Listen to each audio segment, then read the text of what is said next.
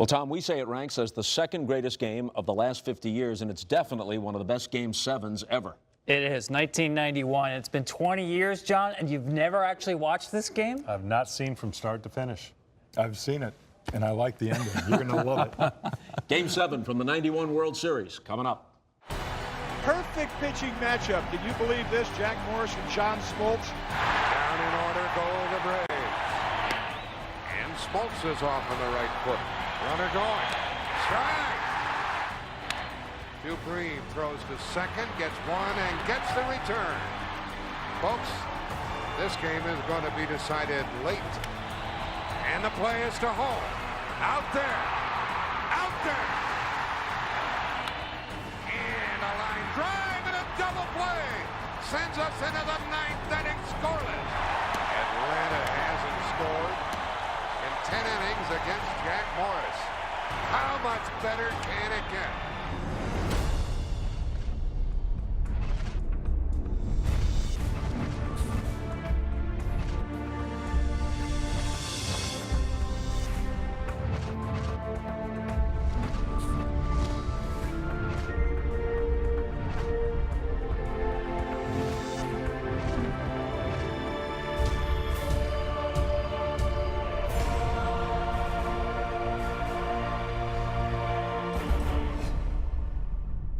Folks, we've been wrong. We kept saying this series can't get any better, and it got better and better and better. And now here we are with this game to mark the end of a glorious baseball season. And little did Jack Buck and Tim McCarver realize it was about to get even better with the Game 7 matchup between John Smoltz and Jack Morris. Tom, as always, though, it isn't just the single game, as great as that game may be. It's the backstory. Both of these teams had gone from last place to first place. Dead last in 1990, first place in 1991, winning the pennant. And the first 6 games of this World Series had just about everything. There'd already been 3 games decided on the last swing of the bat. Absolutely. When we get around to doing the 20 greatest World Series of all time, this is probably a top 5 all-time World Series. I remember a story that ran in the Atlanta paper on page 1 during this series, warning about car accidents and workplace accidents because everybody was so sleep deprived and there was so much tension throughout the whole 8 days. For a player, it had to be a thrill of a lifetime, first time for you. Well, it was unbelievable. And as you mentioned, crime in Atlanta went down too during that series because everybody was tuned in, and it was the time of our lives. And certainly when we came home, the city kind of treated us as if we'd won it. Now, you, John, had gotten off to a terrible start. You were something like 2-11 at the All-Star break, then lights out after that, won 2 games in the LCS against the Pirates, including Game 7, then turned up sick at the beginning of the World Series, right? Yeah, it was horrible. I was anxiously waiting to get to the World Series, see the Metrodome, and I never saw it. I mean, I was in my hotel sick, bad for 2 days. I think I got some food poisoning and never saw it until Game 6. And, you know, that was an interesting time and a tough time for me, who wanted to get to your first World Series, couldn't get announced, didn't see the atmosphere, nothing, and I sat in the confines of my hotel room. Now, Jack, you had won 18 games during the season, and as ever, you were a horse in the postseason. You won 2 games against the Toronto Blue Jays as the Twins won the LCS. You won Game 1 at the Metrodome, then hooked up with John, who was making his first World Series appearance in Game 4 in Atlanta, had a 2-1 lead in the 7th, and Tom Kelly yanked you for a pinch hitter. Bad mistake, TK. Bad mistake.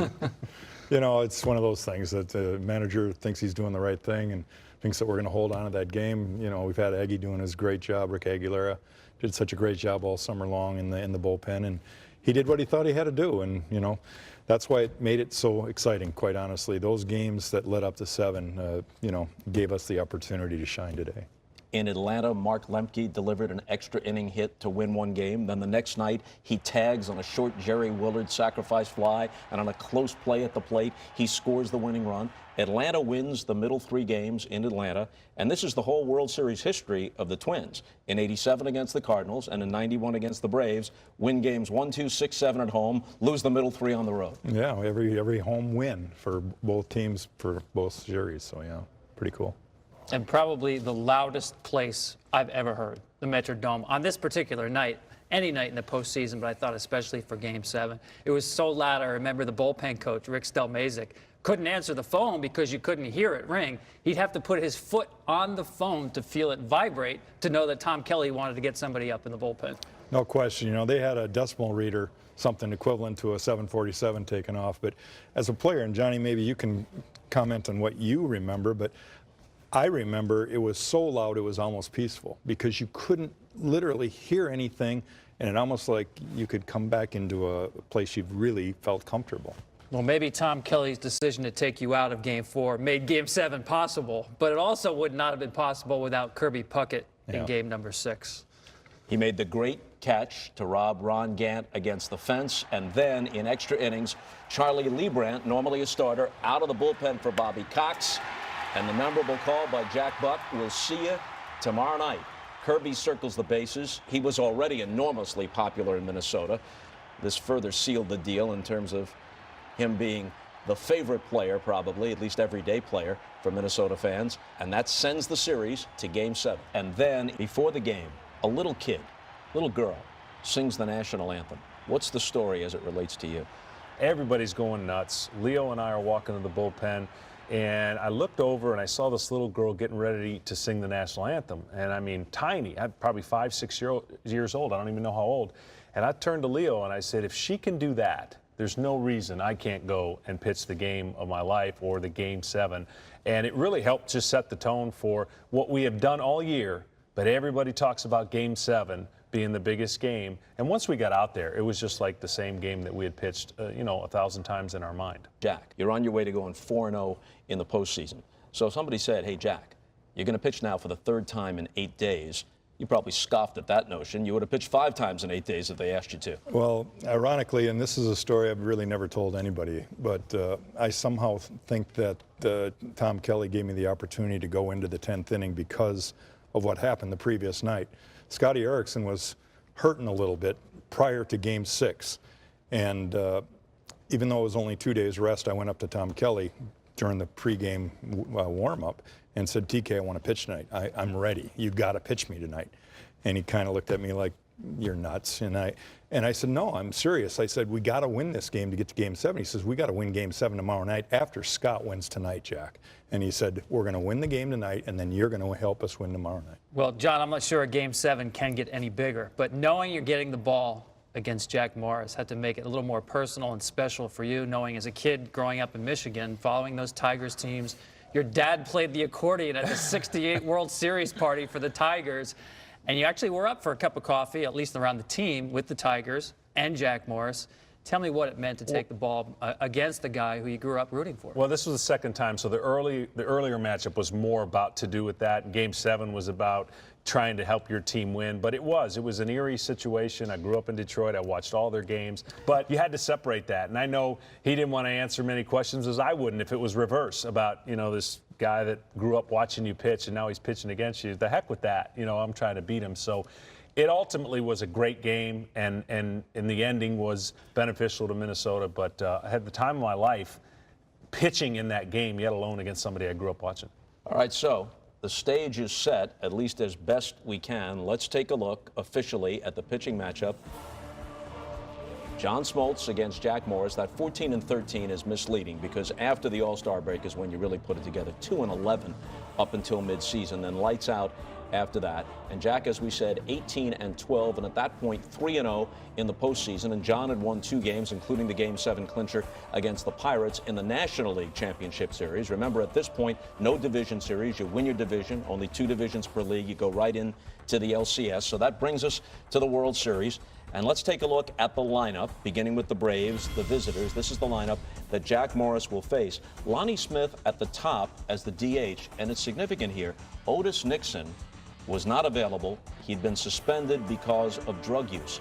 That year, Nixon hit .297 and stole 72 bases in only about 2/3 of a season. So that's a dynamic presence missing at the top of the Braves lineup. Terry Pendleton was the MVP. Gant, Justice, and Bream in the middle. Brian Hunter, Greg Olson, the catcher. Mark Lemke, who had an incredible series, 3 triples, a lot of clutch plays and hits. And Rafael Belliard, slick fielder and uncommonly good hitter, at least in that stretch. Had some big hits in the World Series when normally he was something of an automatic out, but he did his part. So that's the lineup that Jack Morris faces. Now, to the Twins. This is Tom Kelly's lineup card.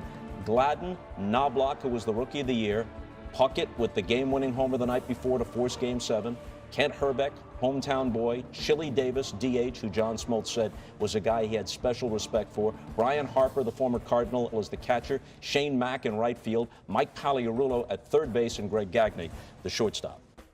Okay, as the top of the first is set to begin, let's first hear from, at that time, CBS reporter, now MLB Network's Jim Cott. There's one thing they're playing for, and that's this ring. More than anything else, a ball player wants that. Morris and Smoltz going to have a big influence on who wears it after this one's over.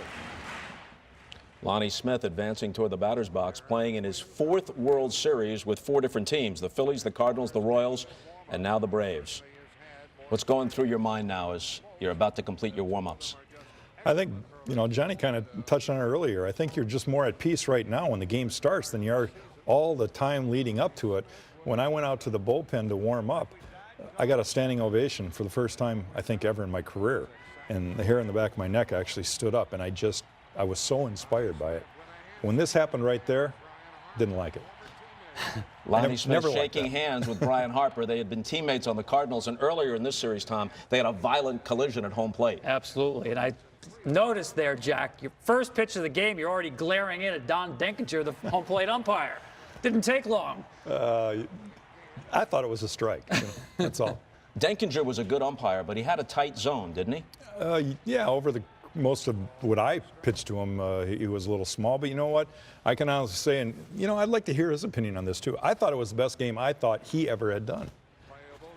Yeah, I mean, you want to get it right when you're at that point, and certainly he didn't take it from either one of us, so he was consistent with the zone. And that's as a pitcher, you just want him to be consistent. Yeah. And there weren't too many disputes by both sides. So after Smith flies out to Shane Mack in right, it's Terry Pendleton, who won the MVP, though Barry Bonds fans protested. He hit .319, and Hrbek takes care of him. As a pitcher, you try not to focus on the other guy and what he's doing, but I knew if Jack had his split going and we were hitting balls on the ground, it's going to be a long game, and certainly it played out that way.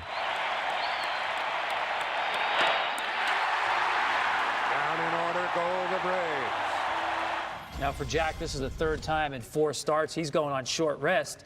For you, John, the first time in the postseason that you're going on short rest. Does that factor at all in your game plan here? No, not at all. I mean, you could have been on 2 days rest for Game 7. I mean, seriously, I had pitched 100 of them when I was a kid, and to get out and do it twice in the same year and then do it in the World Series was phenomenal. You get Gladden swinging to begin, so that kind of settles you down a little bit, right? Yeah, the biggest thing you want to make sure, at least for me, is, you want to know where the strike zone is early. The crowd and everybody can get you going so crazy you can elevate the ball. You always want to get that first out and then just breathe after that, and then the game takes itself where it takes it. And you mentioned Jack's split. When you throw that kind of slider to Gladden, you got to be feeling pretty good about what you have. You watch the course of this game and see what he was throwing up there. No wonder we didn't score any runs. Knobloch flies to Justice, 2 quick outs. Well, they applauded long and loud last night for this fella, and they're doing it again. Kirby Puckett. I wanted to make sure that last night's game home run, I wanted to try as best I could to make a statement against a guy that is one of the best in the game. And I can't tell you how important that ground out back to me was personally, because you believe in yourself, but you want to get that guy who was hot and game winner the night before. I assume you both have to feel real good about getting through the first inning, the nerves, anxiety, whatever you want to call it, cleanly. No stress pitches. Your stuff looks like you're on point. Did you come out thinking, I got my stuff tonight? I did. I mean, I was confident. I was strong. I knew that even though I was on short rest, I really felt good. And I credited the dome. If we were outside and 2 days rest in Minnesota weather at that time of year, different story for a veteran pitcher, but I felt strong inside. All right, up next, Mike Pagliarulo, who took John Smoltz deep earlier in the series, faces him again in a big spot. One of those lefties. Yeah. I felt sick when I gave up that home run in Atlanta.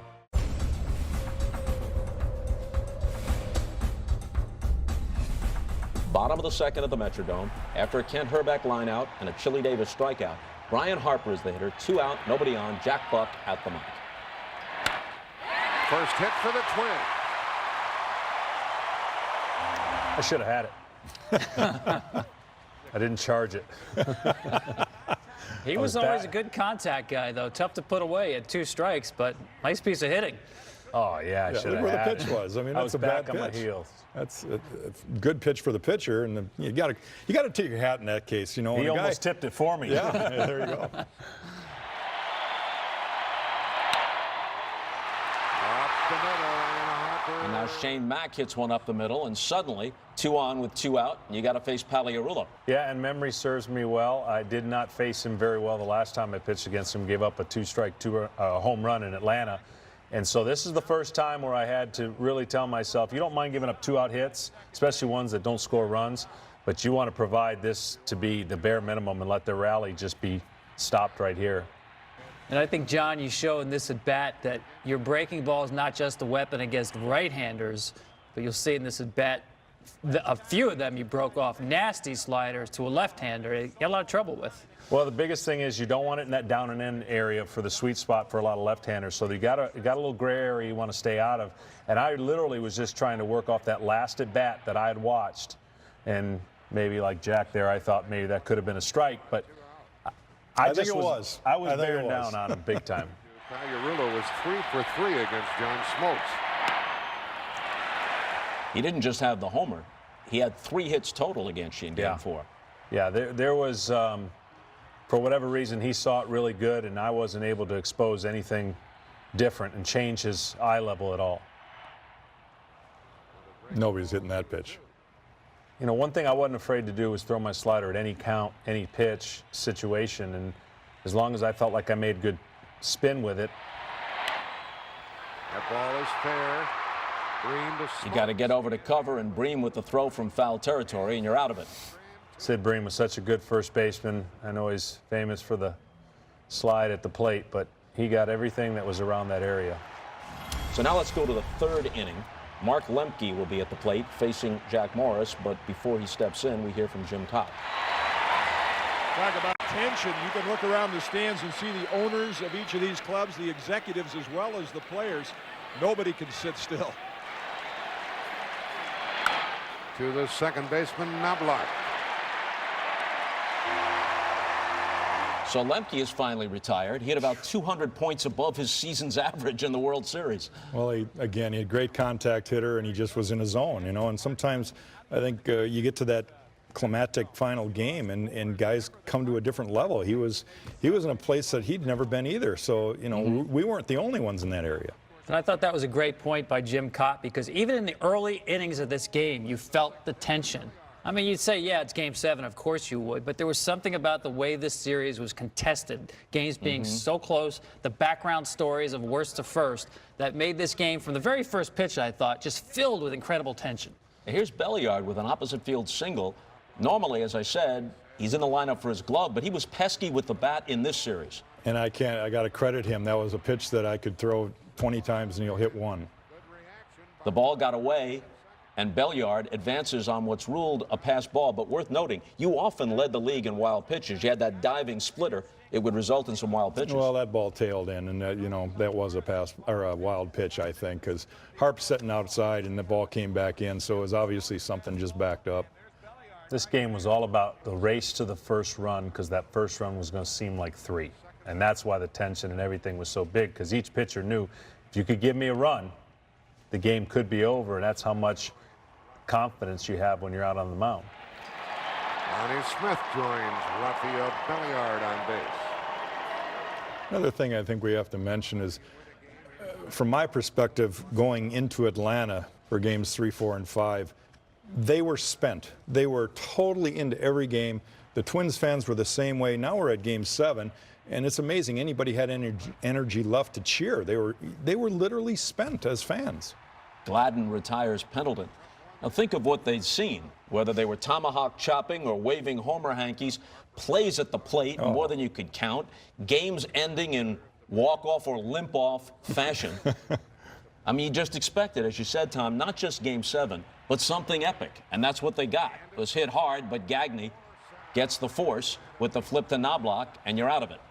That's a big sequence for you, Jack. First and second, obviously, one out in the middle of the order up, and you handle Pendleton and Gant. Well, anytime you have speed at second base and, you know, not enough outs to get into the dugout, you've got to be careful with what you do. And, you know, I made a pitch there that was a hittable pitch, but he hit it at one of my guys. And sometimes you just got to roll the dice and say, hey, let my defense take over. Now to the bottom of the third, Greg Gagne starts it off against John. You know, when you talk about a pitcher's duel like this, worth reminding people, and there's Pendleton with the play across the diamond, DH game, so no breathers. No, you're gonna face a lot better hitter than the pitcher, and I'm not taking anything away from John. I know that he did pretty good on that side of the, you know, I never pitched in the National League, but certainly a designated hitter is going to be a tougher out. Tom Kelly, serene as always. That's what most hanging sliders result in. It stayed in the park, John. But thankfully, it stayed in the park. You know, as we look at that again, that slider's right down the middle. And But now you've got Mr. Gladden at second base and Chuck Knobloch, who you just said gives you fits at the plate. What's your approach with Knobloch? well, there's no real. You know, he is a free swinger, but he's a free swinger with contact. He could hit it up, he could hit it down. You just got to find a way to take the sting out. And Greg Olson did a nice job for me as the second half rolled out. It was nothing but confidence between him and I as he called pitches. I didn't shake my head much. You know, he was right on target with what we wanted to do. But these are the kind of hitters that always gave me problems, contact hitters that, and he could hit with some power as well. Into right field. Justice is there. 2 out. The runner tags. Gladden moves to third, but now there's 2 out. And Jack wasn't the only one that led the league in wild pitches for a long time. So when a guy gets on third, you're then a little bit more apt to be not as rambunctious with your slider. And, of course, Kirby Puckett, that's what I've got to throw to get him out. Yeah, there's nothing safe from the shoes to the top of the helmet with Kirby. He's going to be hacking at anything. And sometimes, you know, he anticipates this is a swing and he can cover the whole plate. So, you know, I always found that sometimes the ball right down the middle was the easiest way to get Kirby out because he didn't expect that one. Well, John, I want you to take me through the rest of this at bat. I thought it was a key. You're behind Kirby Puckett 2-0 now, and you're going to challenge him here with some really, I thought, some of your best stuff. Well, I know in that situation, sometimes as a pitcher, you don't get caught up in what a hitter's thinking. But I got to believe he's thinking I'm throwing sliders out of the zone.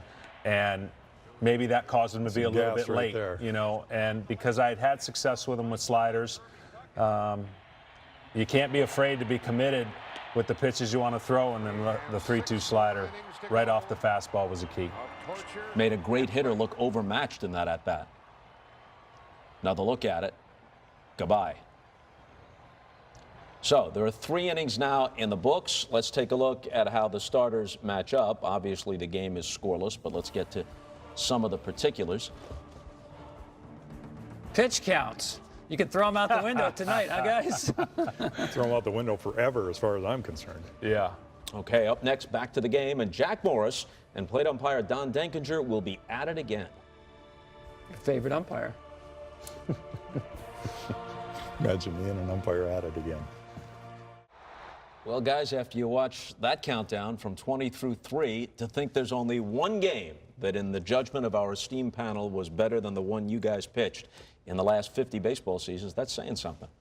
It is, and, you know, I think we both would agree, like, who's number 1? Who beat us? Yeah, I'll tell you, just to be in that category for me, that's pretty cool. That's good stuff. When you were in the middle of this one, obviously you couldn't anticipate a show like this would happen, but when you were in the middle of it, did you have some sense that this wasn't just Game 7 and you guys wanted to be that year's world champions, but that this thing would rank among the best ever, that people would be talking about this for a long time?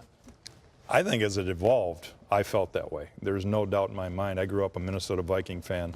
I watched the Vikings suffer through 4 Super Bowl losses. And so the fans there, I had experienced their displeasure at times in the past. And you know, as it kept going, I actually started thinking, what if this goes 12? What if it goes 13 or 14? You know, this could be like famous. This could be a game that people are going to remember. All right, back to the action we go. Jack Buck once again. It's the top of the 4th. We've played 3 and each team has left 3. And we're scoreless. 4th inning. Jack, when you looked at this lineup, was there someone who you thought was the key to facing? Of course, other than Mark Lemke, the little guy at the bottom. You know, Lemke was the pest. He was the guy that I just didn't know how I was going to get him out. I just kept saying, you know, if I pitch to him long enough, the worm's going to turn. It's going to come my way. But, you know, that guy right there had a little pop in his bat, and, you know, I knew that I'd have to make some darn good pitches. Pendleton was a guy to be reckoned with, and Lonnie. I mean, you know, Sid Bream I didn't know enough about, and no disrespect, I just didn't know enough about him. And so I just figured, well, I adjusted to what I saw at the plate, and John we could talk for hours about that, but I just saw a guy with a bat that's a little slower than some of the stuff I think I can get by him. Well, the biggest key with our team, we were such a good up in the zone hitting team that when Jack would keep the ball low and then, of course, accompany it with a split, we were in a lot of trouble. Well hit into the gap, and Gladden can't catch it. And a 2-out double for Brian Hunter. Well, again, you look at the pitch, bad pitch. Maybe the right pitch, wrong location, and you throw it right down the middle. Pretty much all these guys are going to hit the ball pretty well. So with a man on second and 2 out, the hitter is the catcher, Greg Olson. Yeah, Ole and I see each other a lot. He lives in Minnesota now, and you know, I don't know why. Out of respect, maybe, we never talk about this series at all. Never. Never. Never. Never have talked to him about it. 20 years ago, that mustache had a reddish tinge. Now it's a distinguished gray. And that was a pitch you wanted there, Jack. It was because of pitches pitch. like that, you know. I can get old in a hurry. Don Denkinger made you gray. Brian Harper trying to calm him down.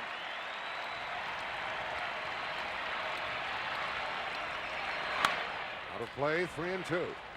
And I like Brian Harper there giving you the sign language to, okay, let's move on to the next pitch. You know, as funny as it might sound, even though I was in trouble several times in this game, it's the only game in my entire career I never had a negative thought. In all situations, I figured I can get out of this. I can figure out something. We're going to get out of this. That ball is caught by Mack. A well-hit ball by Olson. And we're still scoreless, and now Atlanta has left 4. Mack charging to make the play in right field. Olson gave you a battle, took it to 3-2, then fouled one off. The old Atom ball, it's one of pitcher's best friends. And already, even though we're not halfway through, you're thinking, give me one run. That's give me it. one run. Yeah. And I know that's probably what he's thinking. I mean, you know, when you pitch a game, you're never worried about one run beating you. But in certain games, you know one run could beat you. You can't be worried about making a mistake. If they get that one run, that's all they get. That's the mindset. And, you know, we battled as long as we could. All right, bottom of the 4th. Kent Herbeck, hometown boy, is the leadoff man for the Twins. 1 ball, 1 strike. And Herbeck says it hit him, and he goes to first base. I don't know if you could see this from the mound, but there was a lot of question whether this ball actually hit Herbeck or not. It didn't. Okay. Can we play it again? Take a look at the replay. It doesn't look to me as if the ball hit him. The slider inside, did it hit him? No, it didn't hit him. Did not hit. The ball is not redirected until it glances off the catcher's glove. Well, the hitter will always tell you, and you saw no reaction right away from Ken Herbeck. If that ball hit him, you would have seen an instant reaction, a shaking of the elbow, the hand, whatever. But it wasn't until he thought about it for a moment that he said, I got a chance to be standing on first base right now. So they give him the base, and here's the switch hitter, Chili Davis. If there's any tension, this will at this point, this is the most tension I've faced in a game. No one facing a tough left-hander who can certainly put a charge into it, and that was a huge, I call them momentum swings within your body as a pitcher. No one else knows it, but you know it. A little pop fly behind second might drop. Costas with a good play, held onto the ball.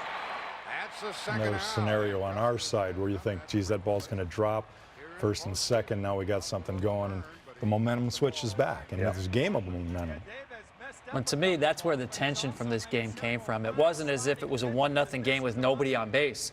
Both of you constantly had to make pitches with runners on base, knowing, as you said, John, that 1 run was as good as 3. Yeah.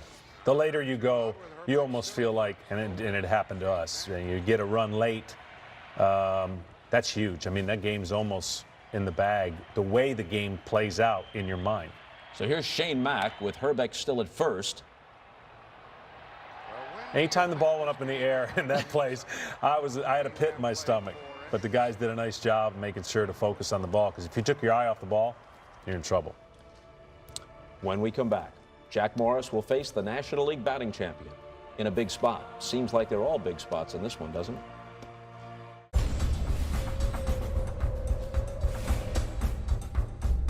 Each team has won 3 games of this 91 series. Each team has won 3 games at home in this series. And this is the final baseball game of the year. Well, there's no disputing that. Final baseball game of the year, Game 7 of the World Series. To the top of the 5th, scoreless obviously still. Mark Lemke at the plate facing Jack Morris. And another hit for the little guy. That is number 10 for Lemke. You should have just told him what was coming, Jack. By this You should point, just put him on first. He was going to get there anyway. Mark Lemke on with his 10th hit. All right, so now you got a scoreless game. Belliard's hitting 9th. You know he's going to bunt here. That's the 4th hit of the night. Well, you anticipate that he's going to, and can't remember now if he did or not. We'll have to watch. One way or the other, it was going to happen quick. He never saw many pitches. Play will be to first, and Herbeck takes the throw.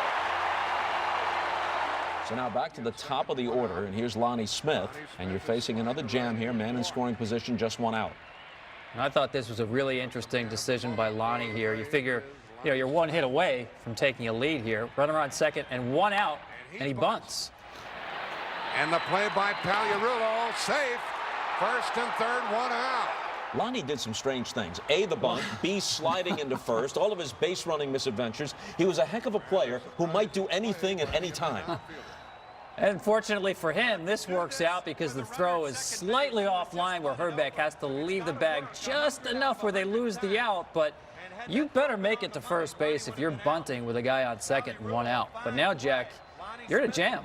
First and third, Yeah, 1 this out. is where the whole circus starts, and I guess this is where you got to become creative. So Lonnie Smith says to Terry Pendleton, you do it. Popped him up for the second out. Shortstop wants it. And has it 2 out. Gagne makes the catch on the pop-up, so you've gotten by Pendleton. That's a huge out for Huge you right out, there.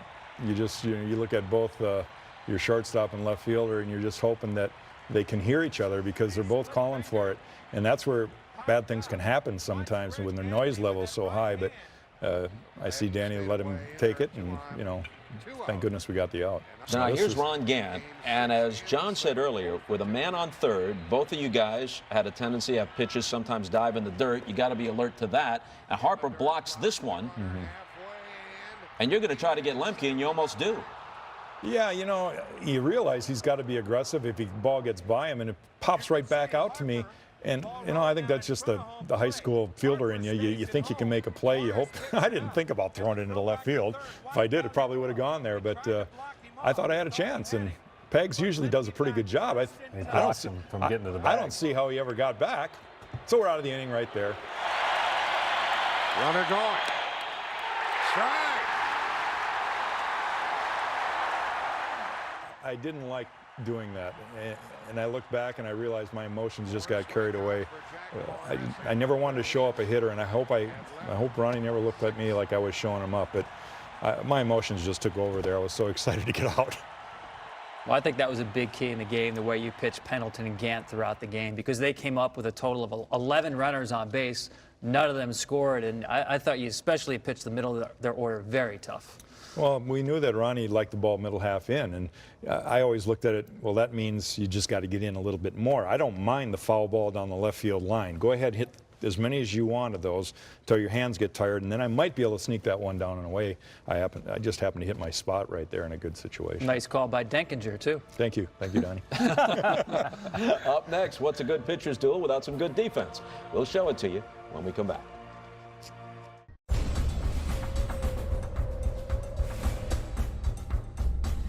Braves and Twins still scoreless, bottom of the 6th. John Smoltz on the mound for the Braves. Well, it's still up to John Smoltz to hold these Twins. Puckett leading off. He walks Puckett to start the 6th. You walk Puckett, and that takes some doing. Kirby wasn't up there to look. it's just a guy you don't want to make a mistake to. He had the flair for the dramatic, and even though it was a leadoff walk, this is a guy that you could hopefully maybe even get into a double play because he wasn't the most fleet of foot. But because I missed my spot so much, I wasn't going to get any kind of close call there. Into center field, Gant makes the catch on the Herbeck fly ball. Gant holds him there. And now Chili Davis. Davis hit 29, 30 home runs that year. Switch hitter, veteran guy, dangerous guy. I mean, every once in a while you run across a guy that looks like he can hit it 600 feet. He was one of those guys to me for whatever reason, you know, demanded the attention of some pretty quality pitches. And Ken Herbeck could look like he could hit it 600 feet too. And these two guys back to back created a problem if there was a lot of traffic on the bases. To Bream, throws to second, gets one, and gets the return. Folks, this game is going to be decided late. Okay, through 6, let's take a look once again at the pitching comparison. Smoltz and Morris. And again, they're almost mirror images. Pretty darn close. Jack has the 4 strikeouts to just 1 for you, John, but what matters is the game's still scoreless. Well, they swung at a lot of pitches, and they were just missing. My luxury of my fastball or slider is if you were trying to pull it and just miss it, you get a lot of pop-ups, or you would get, if my slider was down in the dirt, I'd get my strikeouts. But this was a case where, you know, I was trying to take what they were giving me, and fortunately I was able to keep it in the dome. All right, when we come back, on to the 7th. You're watching MLB's 20 greatest games of the last 50 years.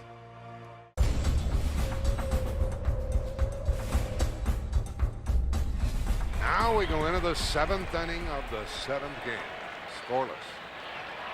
First up, Greg Olson. Jack Morris has retired 5 in a row. Got Olson. Change speeds and count. 5th strikeout for Morris.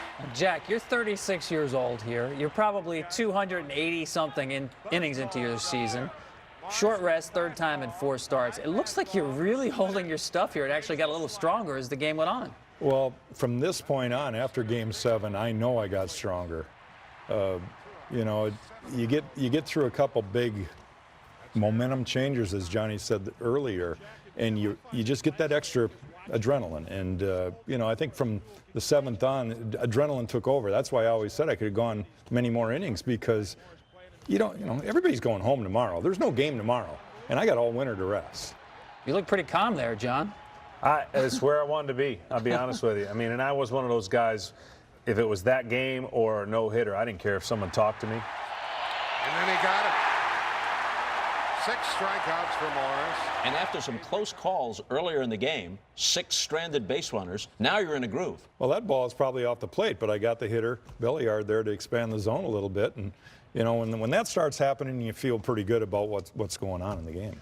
As we move now to the bottom of the 7th, has Bobby Cox or Leo Mazzoni said anything to you at all? If this circumstance develops, if a couple of guys get on, we're going to come get you? No, not a word has been spoken. And I knew, just having Jack get the 9th hitter out, that if I could get through this inning, the top of the order comes up, and you like the chances of maybe turning the lineup around and starting fresh. So this was a really, really big, what they call shutdown inning, but they all were, so I'm stating the obvious. So Brian Harper grounds out to Pendleton, and that's the way the bottom of the 7th starts. Shane Mack is up. He's had a hit. One of the 4 gathered by the Twins tonight. 1 for 2. He's a threat. He bunts. Pendleton with a tough chance. Excellent 2-out. What a play by Terry Pendleton. What a tremendous play by Pendleton. But you see now and again in this game, guys trying to drop down bunts for hits, knowing that you're unlikely to tee off on either one of you. That's just respect right there. Shane Mack is looking out on the mound saying, I probably can't hit this guy. And so I'm going to try to do what I can do to help our team. And, you know, he had good speed. He had been a good bunter all summer long. And he just figured, you know, the surprise factor might catch him right here. Mike Pagliarulo 0 for 2. So here's Pagliarulo, your nemesis from Game 4 when he had 3 hits, including a homer against you. You've retired him twice tonight.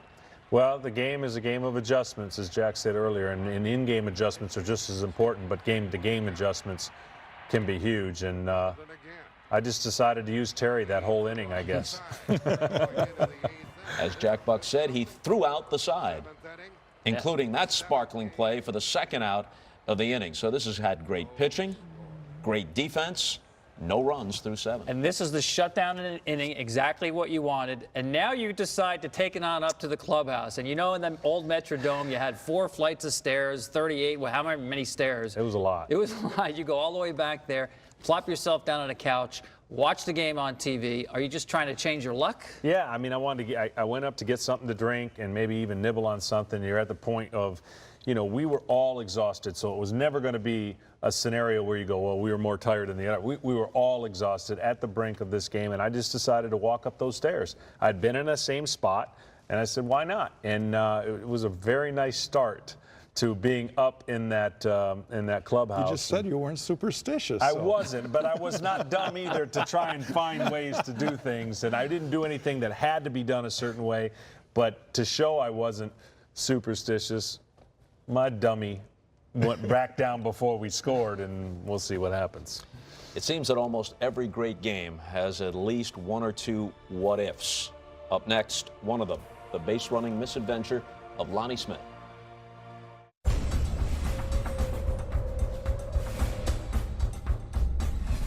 It's all pitching here tonight. Jack Morris, John Smoltz, 9 hits total. The longest scoreless start of a 7th game in a World Series. That's going to drop, I think it does. And that's the second hit of the night for Lonnie. Guy swings the bat and he gets a legitimate hit. You go, you know, you got me. But those check swings, they're going to bother me till I go to my grave. Now look at Jimmy Williams, the third base coach, looking at Lonnie Smith. With all due respect to Lonnie, he's had some odd moments on the bases throughout his career. And Williams is saying, look at me, pick me up, look at me. That's right, because there's a lot of things that Bobby Cox can do here. He can steal a base. He can start a runner with Pendleton on base. And, Jack, I can't believe it. I'm sure you didn't know it. The bullpen's up. It's a good thing I didn't know it. It kicked into a gear that you haven't even seen yet. The ball is in the dirt, says the third base umpire, Terry Tatum. And Pendleton's still alive on the foul tip. Now, here's a case where the third base umpire calls a foul tip. He never... Again, it's my perspective. I'm closer, way closer to home plate than that guy was, and he never touched that ball. He and that misses would have it been by strike 6. three. That's strike 3, and then Lonnie gets the goat because of the next play. Pendleton into left center field. That ball is down, and a bad... Well, it's off the wall.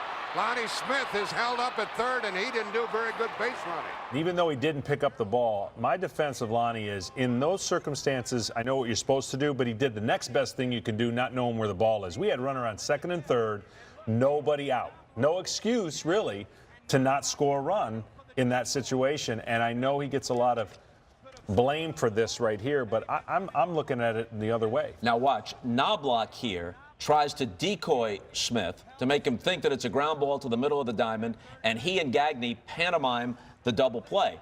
However, Smith has said afterwards that that didn't bother him at all. He simply could not pick up where the ball was in the outfield. Yeah, I talked to Lonnie. I think he gets a bad rap on this play because, as he said, if in fact the decoy worked, he would have slid into second base thinking it was a double play. Right. He does not slide into second base. The problem is he's on a delayed steal. He didn't pick up the ball off the bat. And in that Metrodome, we talked about it earlier, the fielders are taught, don't take your eye off the ball because a fielder can lose it. Well, Lonnie didn't know where it was, so trying to even pick up a ball you don't know where it is takes a while. He knows Puckett's in center field, who runs down everything, including that great catch in Game 6. He knows Puckett from the American League.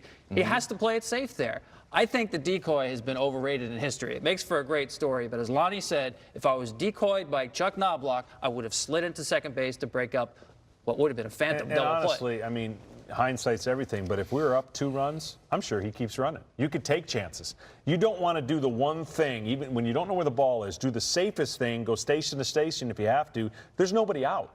And he was at third base with nobody out, runner on second with nobody out. Not only nobody out, but the 3, 4, and 5 hitters coming up. Now, you thought you had Pendleton struck out on the previous swing. Earlier in this broadcast, you said, I never had a negative thought all night. If one was ever going to enter your head, it would have been then. It would have been, but, you know, I just figured this is I knew right then that it was a special night. I just you know, the vibes were with me. Everything. I was in what we athletes like to call the zone once in my life, once. And it was that night. So I figured there's something, you know, miracles are going to happen here tonight. In some way, we're going to get out of this. All right, so second and third, nobody out as we return to Jack Buck. Tom Kelly goes down the line with Jack Morris. So you're going to pitch to Gant with Justice on deck and first base open. Little roller, and they'll get an out without a run scored. They got Gant again. He's 0 for 4. And Tom Kelly goes to the mound. He has Bedrosian and Guthrie in the bullpen, and he has Justice and Bream coming up. You know, he came out to me, and we were talking about the runner or the hitter at the plate versus the hitter on deck. Who do you want to face? And I kind of tongue-in-cheek looked at him. I said, I thought you were running the ship. And he kind of just looked at me like, oh, geez, not now, Jack. And, you know, he just said, let's walk him. We'll force a double play. You also like your chances just overall against Bream more than Justice, but Bream's a slow runner, and now you set up the double play. Great opportunity for Atlanta. Nasty spot for the Twins. And I've made my way down now because I don't want to get caught in two things. I don't want to get caught up in the clubhouse in a quick double play. So I also wanted to see our team score. So I have now made my way back in the spot that I was and didn't like what I saw next. And the play is to Hall. Out there. Out there. That's a pretty exciting moment in my life right there. You know, I credit my defense. Harper back to first, made a perfect throw. Herbeck, just like Sid Bream and the way Johnny talked about him, this guy is a gold glover all year long. I mean, he prided himself as being a goaltender, and you knew that nothing was going to get by him if it was hit at him. You know, it's funny. I talked to Harper after this game, a little while after the game, and he said during this inning, he actually thought about Bill Buckner in the 1986 World Series and how awful it would be to make one fatal mistake, especially in a game like this, Game 7, scoreless game. And he said, what if I throw a ball into right field? And here he is with the pressure on. I think it defines a professional to execute when the pressure is at its greatest, and he made a perfect throw to Herbeck at first. Of course, it always looks better when the strategy works out, but that was nearly perfect strategy. In fact, it was perfect strategy. Look, we'll take our chances with Gant. He's a dangerous batter, but a right-handed hitter. See if we can get him out. And he pokes one harmlessly to Herbeck. The runners have to hold. Now we'll walk Justice. We'll set up the double play, and you got it. Yeah, and we weren't really expecting that kind of double play. You'd think he'd hit a little sharper, maybe second, short, third, you know, 4-6-3, 6-4-3, whatever. But you don't see that one very often from 3-2 to 3. That was worth a fist pump, too, wasn't it? You're not showing up the team right there. I want to give him hugs. I might have done a cartwheel. Well, how did you react? Do you remember? I know for me personally, I said, okay, I'm focused. I just got to put up another 0. I'll keep putting up another 0. And but from a team standpoint, it had to be a little bit of that air that just kind of went out enough to go, that was our best chance and would have been a good chance for the game in Game 7, and we didn't get it done. Well, when we come back, John Smoltz finally will leave Game 7. This is MLB Network's 20 Greatest Games, number 2 on the countdown.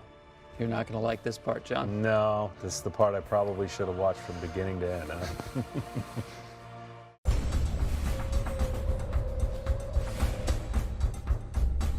We're still scoreless in the bottom of the inning. 7th game of the series. Pinch hitter is up. Randy Bush. Up the middle, base hit. For the most part of the game, you didn't pay attention to the noise. That's the loudest inning in the history of that place. I mean, when he got out of that jam and just the excitement of the next inning, I could sense like they're giving every last bit they have as fans to let them know the team that, you know, that was a huge inning. So Bush, pinch hitting for the shortstop Greg Gagne, opens with a single, and Leo Mazzoni goes to the mound. What is going on here, John? Basically, he's just telling me to stay in the position that I was. You know, I could get a double play ball, make a good pitch, been there before. And obviously they ran somebody that could run. So I didn't mind guys that could run. I had a slide step, and that wasn't going to be an issue. And I just wanted to make the same pitches I was making all game. Now all of a sudden I can't treat this inning like any other different inning, like this was the last part of the game. Alejandro Pena, the right-hander, and Mike Stanton, the left-hander, getting ready. You know, in your mind, you're trying to figure out what are they going to do here. Are they going to bunt? You play all those games. You don't want to get caught by just laying one in there to make sure that you think he's doing it. And obviously he tried to take me deep. Well, early in that count, he did try to bunt, looked very uncomfortable trying to put one down, and it seemed to be the percentage play to get the go-ahead run to second with one out. But I guess Gladden didn't look comfortable bunting. They took it off, and you got yourself an out. Here's the at-bat that I can't let go. And the fact is, I mean, this guy had an incredible year. And my memory serves me correctly, we're a fraction away from possibly getting a double play over Sid Bream's outstretched glove. Runner going. Base hit. First and third, one out. I just don't know how he hit it. I mean, it's great hitting, I guess. It's a perfect hit and run pitch because it's up and you think, well, maybe a swing through it. The pitch before had been a pitch out. So now he's figuring you're going to be around the plate. He just inside it out it. That's what he did, and Sid just came so close to getting it, and I might even have jumped for Sid here. Yeah. It's funny how we do that. Balls hit close to a guy making a valiant effort to make a play, and here we go up in the air. If it's 1 or 2 inches lower, you're off the field. Yeah. It's a double play. And it changes the whole game. And here I just think I'm going to pitch to Kirby Puckett and then maybe not be able to pitch to Kent Herbeck. But you know now this is the second visit. You know now you're out of the game. The fumes are starting to rise. Yeah, Mazzoni came first, but now it's Cox, and you're done. You should have met him on the line. You could have talked him out of it. Boy, look at your body language. How disappointed you are to have to come out of the game. I probably shouldn't have flipped the ball to him like that either, but you're so frustrated. And I've been there. You learn that try to stay away from those situations because you know the result isn't something you're going to want. What is the emotion there, John? Disappointment, anger that you're coming out of the game, angry at the luck where the ball just misses Bream's glove. What's the emotion? No, I know I'm going to get out of the inning, like Jack said. I know I'm going to get out of the inning. I mean, the manager's job is to not, he can't know that for sure. I'm a younger pitcher, so I mean, you're talking about a guy who was 2-11 in the first half, so it wasn't like I had this resume of a bunch of those scenarios. So I totally get it now, but during the moment, you're just you feel helpless because you want to be there.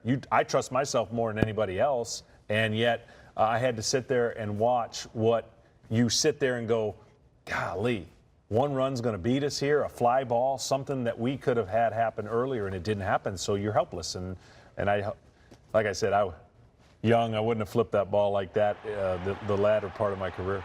So to this point, this guy has matched you inning for inning, pitch for pitch. Now he's out. Are you happy about that? Certainly. And I'm just confident that we're going to get the same result that he was hoping for the previous inning, that somehow, I don't care how. I don't care if it's a wild pitch. I don't care if it's a drop ball, an error, whatever. Just get a run, because that's all I need tonight, guys, is 1. Get me 1. Is that anything you told your teammates? Did you just tell them, hey, guys, get me 1. That's all I need? I think it was after the 9th inning I said that, but I was thinking it a lot before that. All right, the book is complete on John Smoltz. Technically not yet till they get out of the inning because those 2 runners are your responsibility. But as it turns out, 7 1/3, 6 hits, and one of the most bitter no decisions you'll ever experience.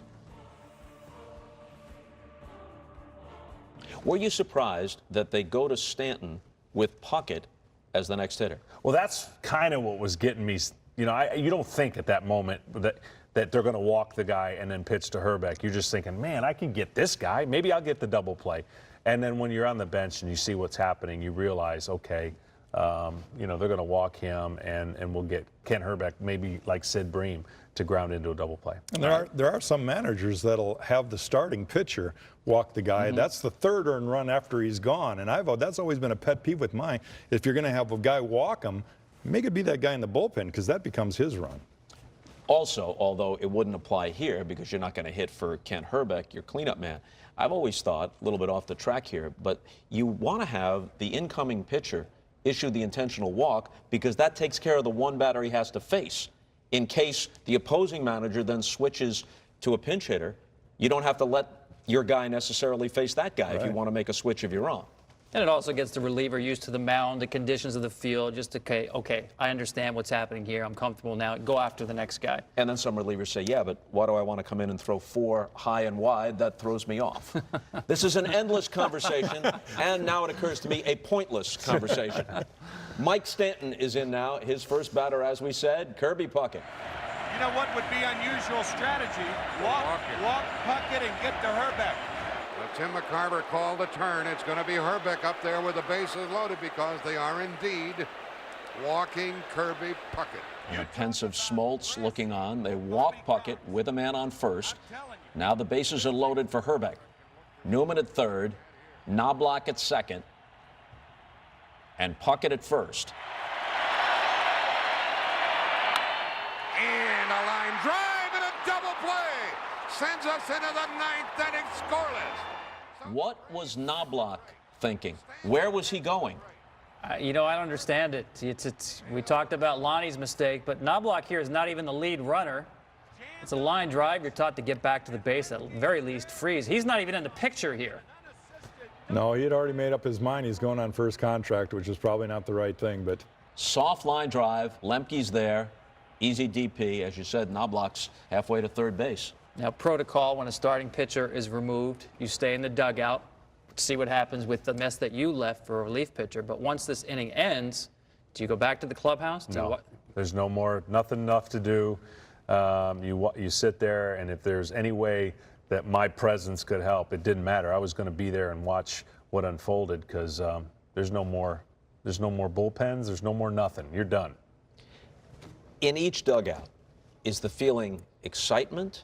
Are there knots in stomachs? All of that? everybody's kind of looking at, is this thing ever going to, who's going to get that hit? We always had a little thing in our clubhouse, who wants to be on the front page of the sports section tomorrow? Be the hero. And, you're waiting for somebody to step in and be that hero, but it just wasn't happening. Well, I remember Brian Harper saying after the double play that got you out of the bases loaded situation, he went back to the dugout and he said his head literally hurt. It was partly a physical thing because of the noise in the building, but it was also because of the tension. That was nonstop. There really wasn't a point in the game where you could sit back and go, whew, but there was a lot of tension pitch to pitch. And, to me, that's what made it special. I mean, that's what we get to sit here today because of that tension, because of what it meant over the course of long baseball summers. All right, up next, does Jack Morris ever get tired? A rhetorical question for those of you who know the outcome, but please, stick with us, won't you?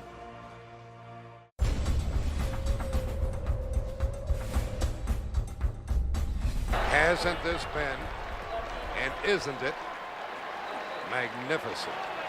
Seventh game, ninth inning, no score. Jack Buck expressing what everybody in the Metrodome felt, everybody watching at home. 20 years ago, and just watching it on tape, you can still feel the tension and appreciate all of the baseball stuff that you see in this game.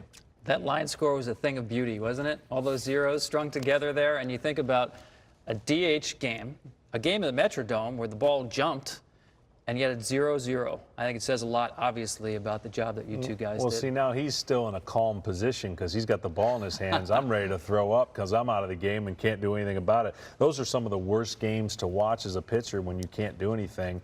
And obviously, having the ball, you can do something. And I can speak on his behalf. 2 years later, I'm in Toronto. We had won the following year, in '92. In '93, I'm on the DL, and I had to watch this for the first time. And it was miserable. I mean, I appreciated my teammates winning. I tried to celebrate. I tried to be a part of it, wear the pom-poms and say all the right things, but I wanted the ball. So on to the top of the ninth. Morris still working. Smoltz now watching. Al Newman, the pinch runner, stays in the game. Plays shortstop for Gagne. And the first hitter is Brian Hunter. Hunter has a double in 3 trips. To the third baseman, Pagliarulo. 1 out.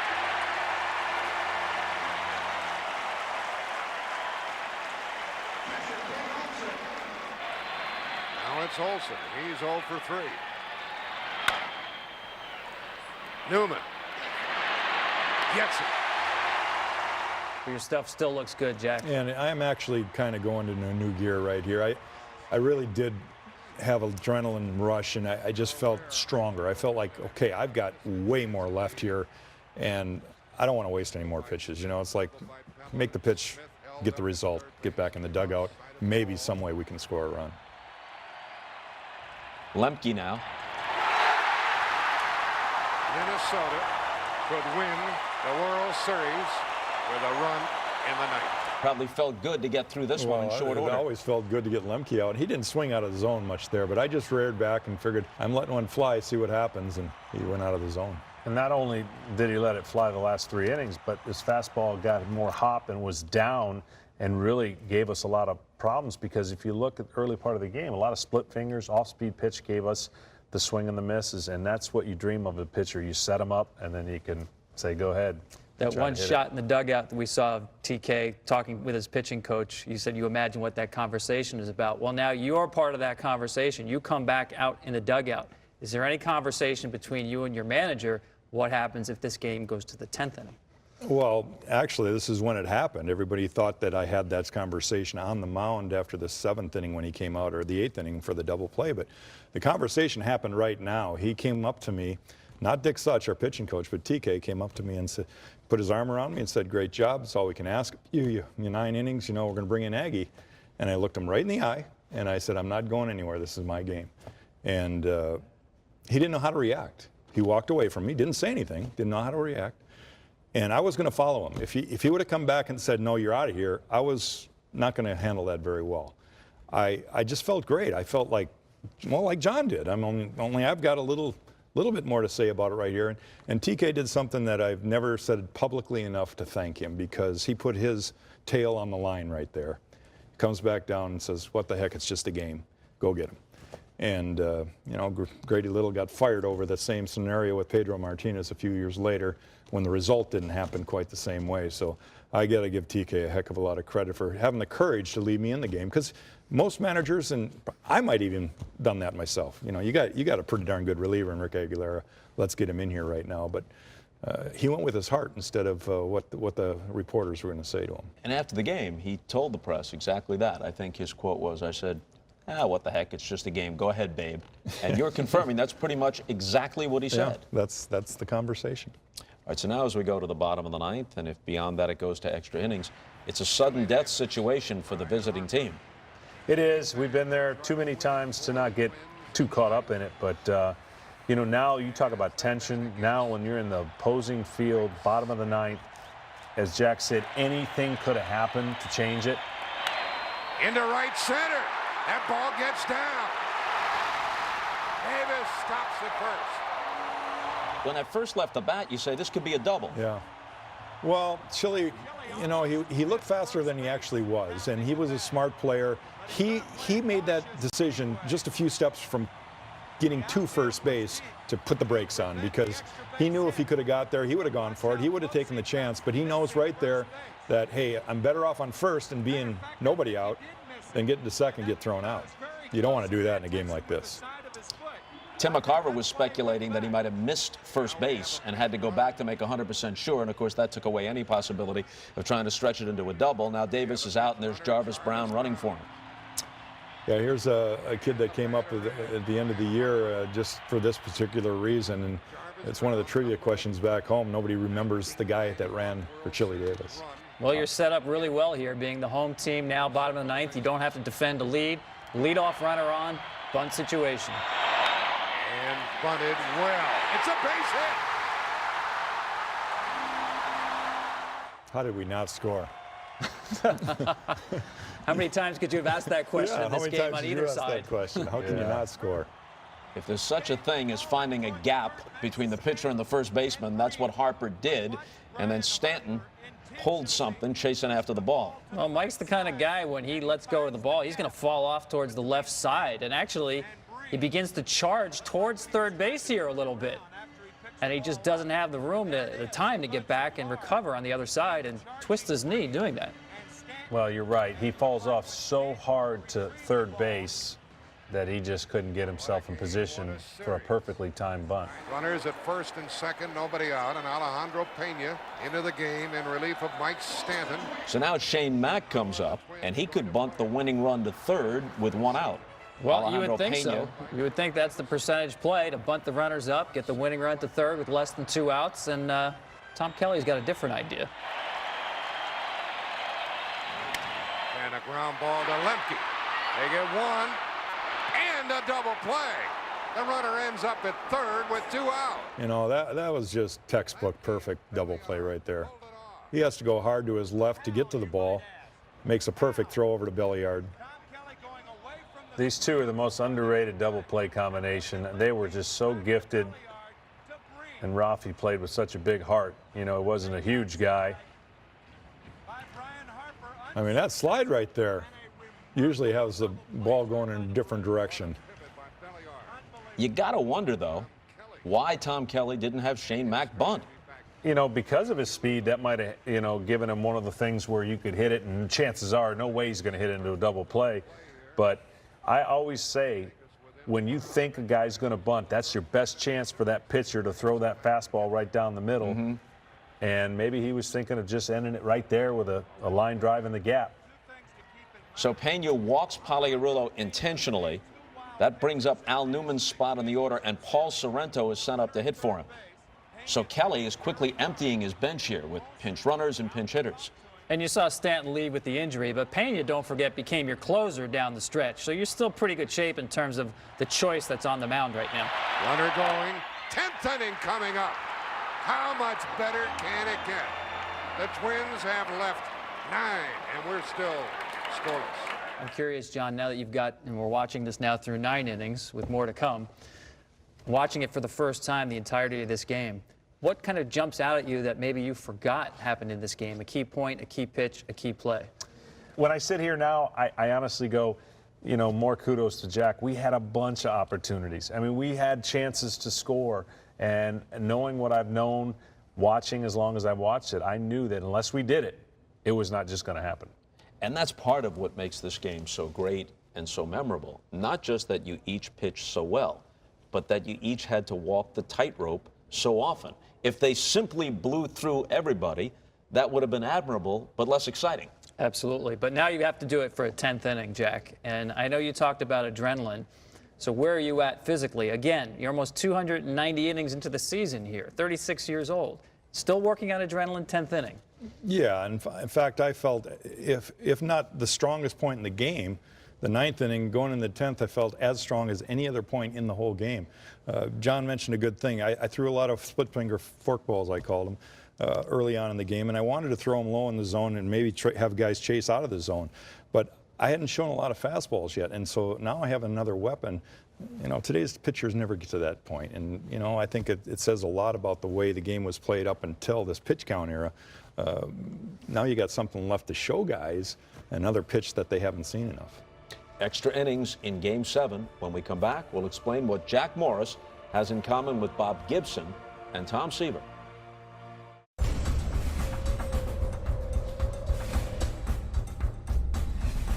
Okay, here's the answer to the question. What do you have in common with Bob Gibson and Tom Seaver? In the last 50-plus years, you are the only 3 pitchers to go into the 10th inning of a World Series game. Gibson did it in '64 for the Cardinals against the Yankees, Seaver in '69 for the Miracle Mets against the Orioles, and now you're into the 10th inning in Game 7 here. Yeah, well, I've always admired those guys. Those were my heroes. I always looked up to them and wanted to, you know, exemplify myself, whatever the fancy word might be, to try to be like them and, you know, just to be mentioned in the same breath on the mound for doing something good. Thank you very much. Top of the 10th, Jeff Blauser pinch hits for Rafael Belliard.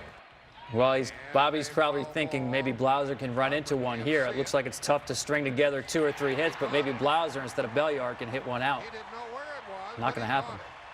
Blauser obviously had a lot of raw power and could flip it down the line, but Even Harper, the hometown guy, had difficulty finding that pop-up against the Metrodome roof. Here's Lonnie Smith. But if you notice, the last 4 innings of highlights have been primarily fastballs. And when you're blowing the fastball by the hitters late in the game, that's all she wrote. Well, again, that's adrenaline. That's not a regular season game. I think both of us can acknowledge that. That's something like we know we're going home tomorrow. The whole baseball world's already home, and we're going to be the next group. Here's Pendleton, whose double in the 8th inning might have produced the game's first run, might have produced the series winning run, but Lonnie Smith got confused on the bases, and now the MVP bounces to Leyes, the third Twins shortstop of the last 3 innings. Atlanta hasn't scored in 10 innings against Jack Morris. All the moves being made here, and after the big threat in the 8th, when you got out of the bases loaded situation, the Braves have gone down quietly. 1-2-3 in the 9th, 1-2-3 in the 10th. I just felt great. I felt stronger at that point. I knew that if the 11th and 12th and 13th were coming, I was prepared to do it. I would have done everything that I could to make sure TK left me in there. But at some point, I knew I was coming out, and I was hoping that I'd be still in there when we scored. So had they gone to the 11th, you still wanted the ball and expected the ball. Absolutely. As it turns out, that might not be necessary. As coming up, the Metrodome turf helps out the home team. This is MLB's 20 greatest games. It's number 2 on the list. And you know, a lot of times you'll attend a sporting event or watch a World Series or some other athletic competition, Tim, not realize at the time how sensational it is. Later you look back and say, man, I was glad I was there. That was something. Tonight, it's so apparent that this is one of the most remarkable baseball games ever played. Yeah, you're trying to look for some historical perspective to look back on, but you can't find any. It's a one of a kind, and it has been a remarkable evening, and everybody, I think, is glad they're here. Well, Jack and Tim certainly grasping what they were part of. No doubt about it. Well, there'd never been a Game 7 scoreless for more than 6 innings, and now here we are, going 10th inning, bottom of the 10th, and there's still zeros on the scoreboard. So here are these 2 teams, each of which has gone from last to first between 1990 and 91, each of whom has gone through 162 and then the LCS. They've battled on even terms through 6 remarkable games even before this 7th game began. And now in the bottom of the 10th, still scoreless, any one pitch, any one swing could be the last of the season. Jack Buck once again as Dan Gladden faces Alejandro Pena. We're piling up some records, and here we are, scoreless in the bottom of the 10th with Gladden, the batter, against Pena. Broken bat, fly ball's going to drop. He's trying. Save! When Danny goes to second base is when I realized we were going to score. He willed it. He willed that play to happen.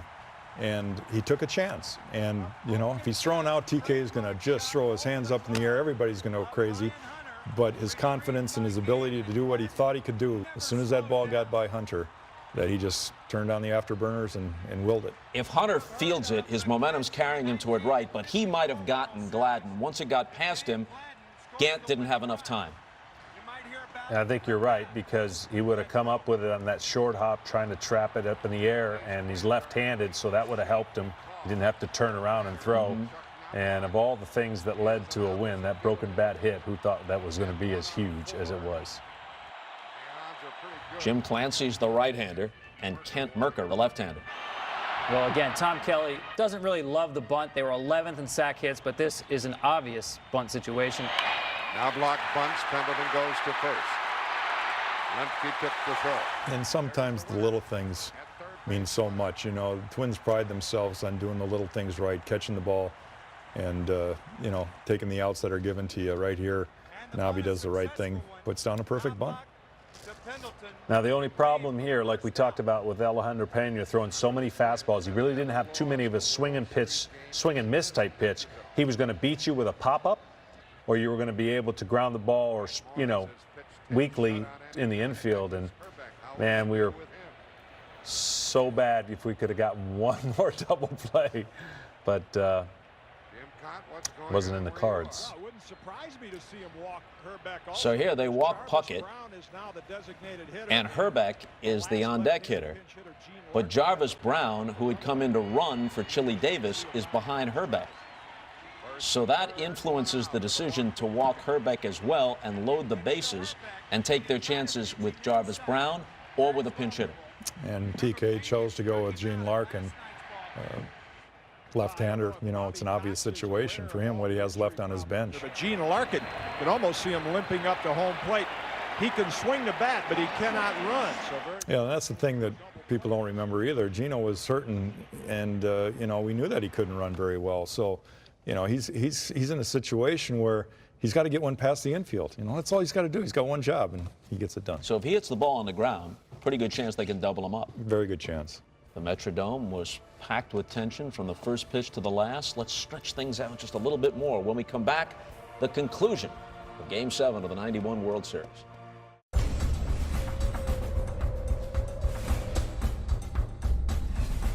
So, bottom of the 10th, bases loaded, 1 out. Gene Larkin, the pinch hitter. He has his moment, and as he has said, had this not occurred, nobody would remember me, except maybe at Columbia. Exactly. I mean, he may not be as famous as the most famous Columbia major leaguer, Lou Gehrig, but Jack, this one swing of the bat is going to put him, at least in Minnesota, a name that's never going to be forgotten. What kind of guy was Gino? Gino was a quiet guy, didn't say a lot in our clubhouse. That was pretty rare. You know, we had a lot of chatter going on in our clubhouse. That's what made it fun for us. But he was a little more serious, I think, kind of guy. And yet, in this situation, nobody doubted what he could do. He was hurting. He wasn't going to run. We knew if it was ground ball at somebody, it's going to be a double play. But we also knew that he might just put one in the right spot. And he lives in infamy in Minnesota now because of what happened. And John, I imagine you're still in the dugout watching this thing nervously. Well, it was a year of miracles for us. We were hoping for one more, you know, and I think the biggest thing is the longer the game went, you know, the more energy it took for us being on the road for something special to happen. And I can only tell you that play lasted longer for us than we wanted it to last. What kind of guy was Alejandro Pena? You couldn't get a heartbeat, meaning didn't matter what the situation was, everything was the same. He pitched in the biggest game in Game 6 and Steve Avery's game. I think Andy Van Slyke had 11 pitch, 12 pitch at bat. In the LCS against the Pirates. LCS, and he just was the same guy, and he just seemed like he was smooth as silk, and he was the same guy that was on the mound right there, going to get the guy to maybe just pop it up into the infield because he got a lot of guys to do that. So in this situation, he doesn't have the dry mouth and the sweaty palms. He's okay. Yeah, he didn't give us that perception. He's a veteran that's been through it all, and he was the right guy for us to be out on the mound from that whole mindset standpoint because he wasn't going to get carried away with the situation. All right, Pena works to Gene Larkin. Larkin is a pinch hitter with the bases loaded. And 1 out. He is 1 for 3 in the series. Looks like it's his left knee that is swollen. Getty alluding to the left knee. He also has his shin guard on his right ankle. And they're going to go back to halfway at second and short. You know, this was interesting. We see Pendleton talking to the outfielders. Obviously, the outfielders all have to come in here. And Denkinger actually talked to Larkin, the home plate umpire, saying, I think you can hit one over their heads. And Larkin never answered him. And a couple of weeks later, at a White House reception, and Denkinger was there with the Twins, he said, Larkin, you never answered me when I talked to you. He said, you know what? I couldn't answer you. My mouth was too dry. I could not speak. This is the backyard wiffle ball moment. Yep. You dream about it, and now it's Gene Larkin's opportunity. Bases loaded, 1 out. Infielders are sort of halfway at second and short. Pena in a jam. The Twins are going to win the World Series. The Twins have won it. It's a base hit. It's a 1-0 10-inning victory. For all the guys watching that have never experienced that, I wish I could share it with you. It's just the greatest moment there is in baseball.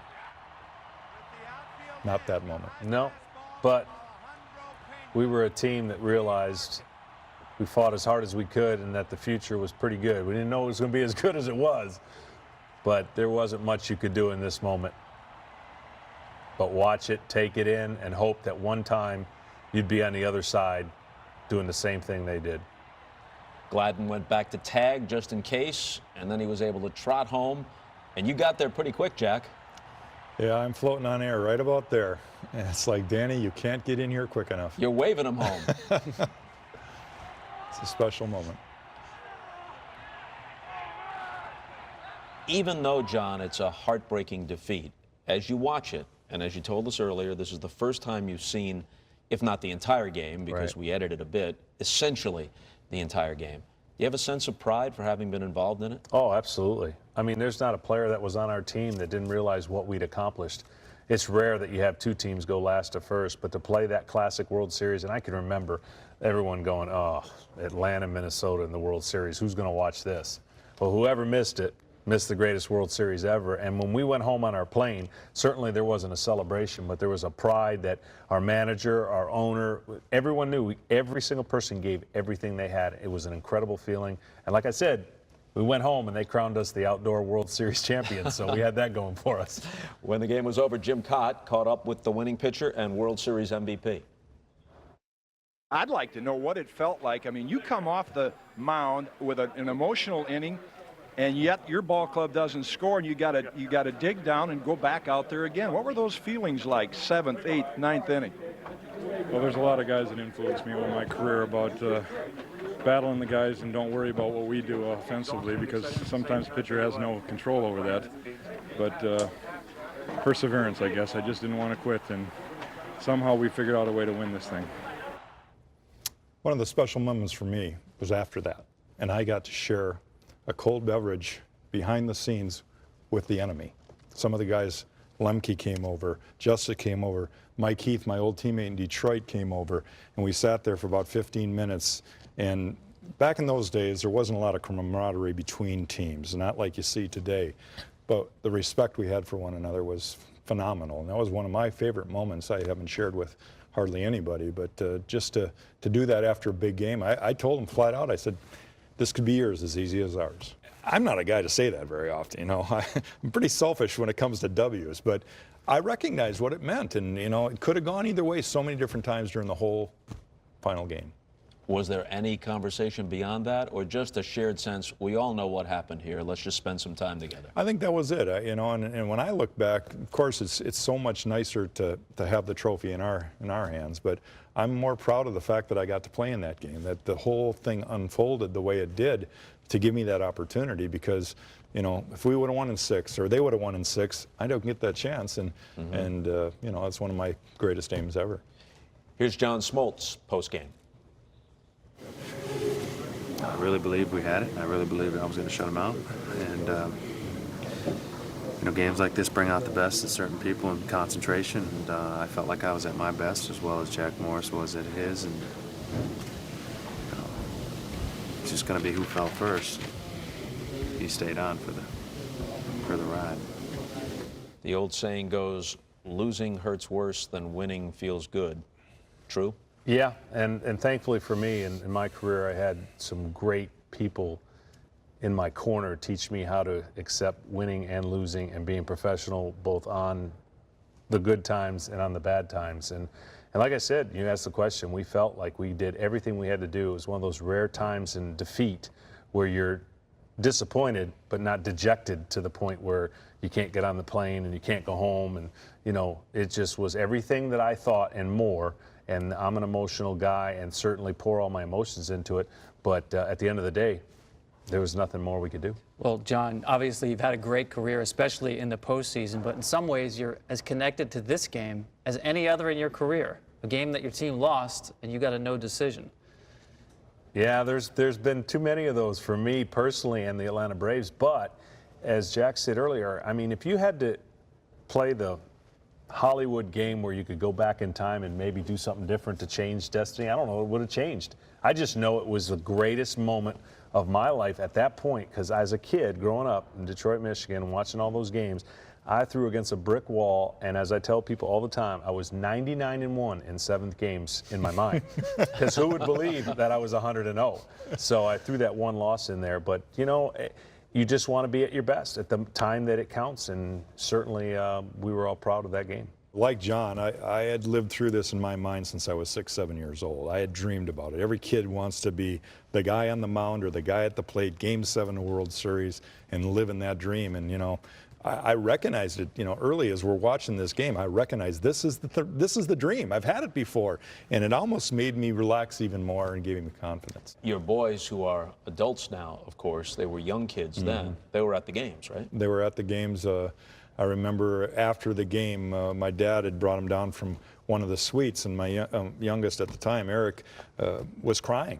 How old was he? 8, 9? He was about 8 years old, yeah, maybe 9.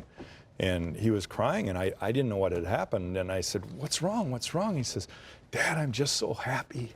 And, it melted my heart. I'm almost crying now thinking about it, but those are the special times in a guy's life. Jack Morris, John Smoltz, Tom Verducci, as always. Next time, the greatest game of the last 50 years. Pena in a jam. The Twins are going to win the World Series. The Twins have won it.